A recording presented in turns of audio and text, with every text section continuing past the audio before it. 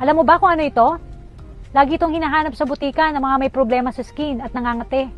Comment mo nga sa baba kung ano ito o kung saan mo ginagamit ito. Let me explain. Lagi mo naririnig ang Calmoseptin, ang laging hanap sa butika. Lalo na kung ikaw ay may problema sa skin o sa balat. Pero alam mo ba talaga kung para saan ito? Marami kasing gumagamit nito pero hindi nila alam ang tamang gamit.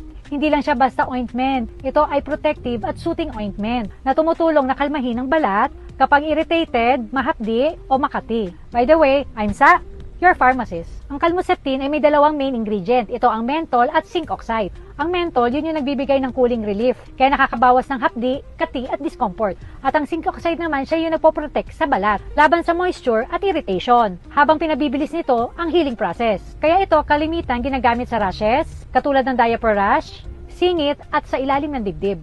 At ito ay ginagamit din sa bungang araw or heat rash, para mapawi ang pamumula at kati. Pwede rin ito sa minor burn at insect bites at maiwasan ang infeksyon. At alam mo ba, kahit sa pimples at acne spots, pwede rin ito.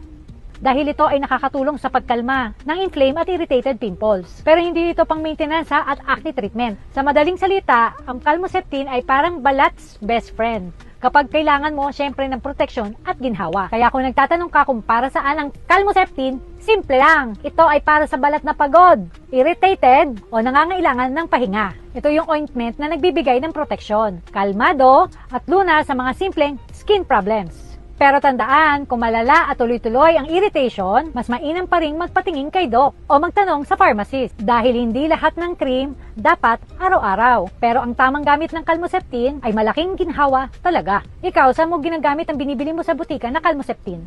At para sa mas malawak na uses ng Calmoseptin, mag-comment ka lang sa comment section ng uses at ipipm ko sa'yo. Please like, share, and follow us for more.